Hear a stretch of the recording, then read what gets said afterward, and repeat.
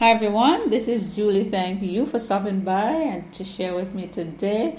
I hope you're having a fantabulous day today. And I wanted to talk about the alarming rise of chronic diseases. I'm not going to go too in depth in it in this particular talk, but I just wanted to mention certain things because, we have to ask ourselves what is really going on. Right? We're living in a time when more people are sick, and not just from infections or accidents, but from diseases that are preventable. Chronic diseases like diabetes, high blood pressure, cancer, autoimmune conditions, and heart disease.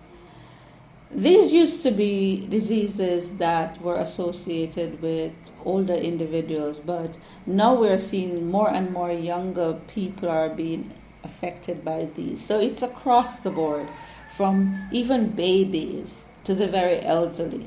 We're seeing being affected by these conditions, where these diseases are just rising, chronic diseases. And so why is this? Some people may say we're in a global crisis. The World Health Organization, they report that chronic diseases are responsible for approximately 74% of all deaths globally. And in many communities, especially in what they call developing nations and among people of African descent, the rates are really climbing fast. And this is no coincidence. I would say that it's a crisis in certain instances. And it's driven by a combination of things. It's the modern lifestyle, it's environmental exposure, food systems, and stress, of course. Many people are under stress daily. And so let us look at what is fueling the epidemic. So we said food. Food is not what it used to be. Processed, genetically modified, and chemical-laden foods dominate our diets. The so-called quote-unquote foods are stripped of minerals, nutrients, and instead they are filled with preservatives. They have a lot of artificial colors and synthetic sugars. And these things feed disease, not health. They feed disease. And as the saying goes, you are what you eat. And so we are affected by these things. And when we eat these foods, which are considered dead food, as Dr. Sebi would have described it, and they are dead, acidic, and hybridized food, and it breeds mucus, they breed inflammation, and ultimately disease. There's ALS, there's dementia, arthritis, asthma, inflammatory bowel disease, cancer, eating disorders, diabetes, heart disease, obesity, and the list goes on. It just seems to be rising all the time. And another driving factor, is a toxic environment. And we're talking about from polluted air to contaminated waters and even household chemicals. Our bodies are constantly under assault. Everyday skincare products contain toxins that can accumulate over time. Many people don't realize that the lotions that they're using on their skin, it may have things in it that are actually toxic.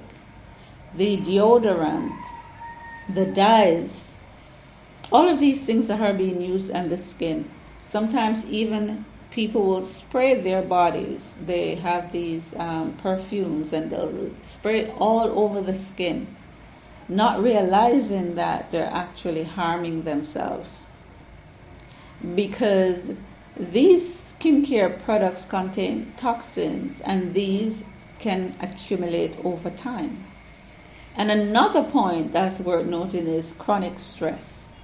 Modern life is fast-paced and it's full of pressures, financial pressures, social pressures, emotional pressures, and chronic stress weakens the immune system. It disrupts the hormones, it promotes inflammation, and it opens the door to disease. And so one has to look at how you can try to minimize stress. And another thing is sedentary lifestyle. And I think so many of us are affected in this way, including myself sometimes. Sometimes you're working on something and you want to get it done, and even if it means that you're going to sit and work at what you're doing the whole day, you'll do it. And sometimes that happens not just one day, but another day, another day, another day. With technology keeping us glued to the screens, to our phone screens, computer screens, for example, physical movement has decreased. So lack of exercise reduces circulation, slows metabolism, and contributes to obesity and metabolic diseases. And so what we find is that there was a time when our jobs involved more movement, more physical activity, and as time goes by, we're seeing that for some jobs, a lot of office jobs, for example, and other types of jobs also, where we rely on technology more and more, and especially jobs that we have to be sitting at a desk for hours on end, sometimes for the whole day practically. It does take its toll. So it's important that when we have to be at a desk or have a job that have us stationed at a particular desk or so on for a large portion of the day, it's important to get up ever so often and stretch, walk around a bit, that is important. And sometimes if you are at work and you have to go from point A to point B, and maybe you have the option of taking the stairs or the elevators. I'm not saying that you should walk up 10 flights of stairs, but if it's one or two, why not walk? Things like that could make a difference. You'd be surprised. Because the Western medical model, it treats, it don't heal. The conventional healthcare system is reactive, it's not proactive. It often treats symptoms rather than addressing the root cause. So while medications and certain responses or certain procedures may be necessary, for example, if someone had an accident and they had to have immediate surgery or something of that nature, in that case or situations like that, then certain health care is necessary, certain procedure may be necessary to prolong a person's life or to save their life. But what we find in too many cases is that the focus is on treating chronic diseases, for even the whole of someone's natural life, without an attempt to look at ways in which they could use diet or food, so to speak, and or herbs or just natural ways of restoring balance and trying any of those. Oftentimes we find that the first thing that the medical establishment seeks to do is to give pills and potions, so to speak. So we have to take that responsibility of reclaiming our health. And there's just no way around it. We have to do it. Chronic diseases are often preventable and reversible in many instances through lifestyle changes. So we have to be willing to make those changes. And sometimes it starts with just going with simple things at a time. Eat real plant foods, whole foods, especially alkalizing foods, mineral-rich greens, such as your dandelion greens, your amaranth greens. You can add some kales, for example. And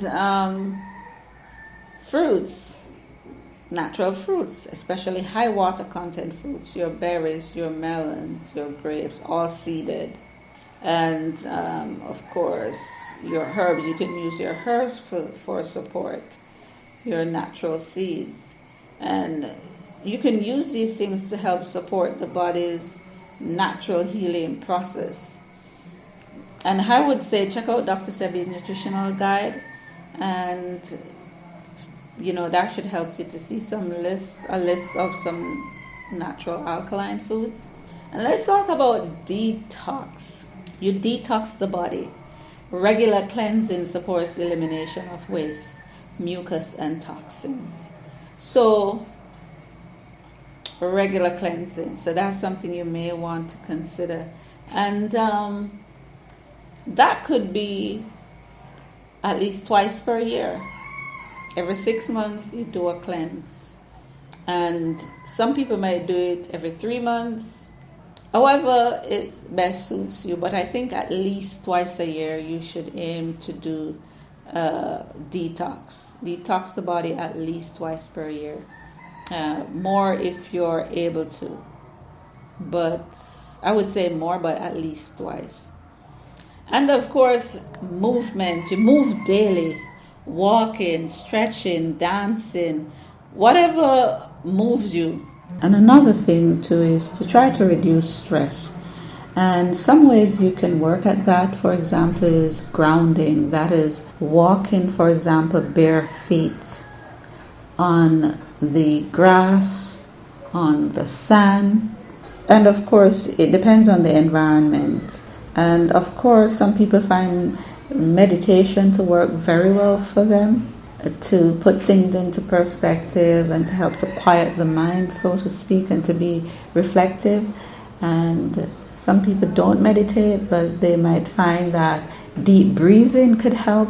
And so I would say practice deep breathing as much as possible. And another thing that could help is to use adaptogen herbs. Adaptogen herbs can help you to manage stress levels. Adaptogen herbs are a group of herbs that not only increase resistance to adverse long-term stress, they can also help to stimulate the immune system and increase an overall sense of well-being. And these include, for example, herbs such as the blue vervain, gotu kola, suma root, among others. And so you can look at some of these, know your herbs, learn a little bit about some of the herbs that can help you, or some of the more common herbs that you can use to help to nourish the body, to detox the body. Sea moss, the burdock, the dandelion, the elderberry, and there are so many others, because it also depends on what you're specifically dealing with, because there are some herbs that are very good at addressing specific conditions, and so you may want to also look into that. So let me just wrap this up now, because I think I've already gone longer than intended, but knowledge is not really power until we apply that knowledge to help us to bring about the change that we need. It's not always easy. But anyway, I will leave this. I've already gone for too long with this, so I'll leave this here. And let me know what you think below. And don't forget to like, share, comment, and subscribe. And be the change you'd like to see in this world. Have a fantabulous day today. Ta-ta.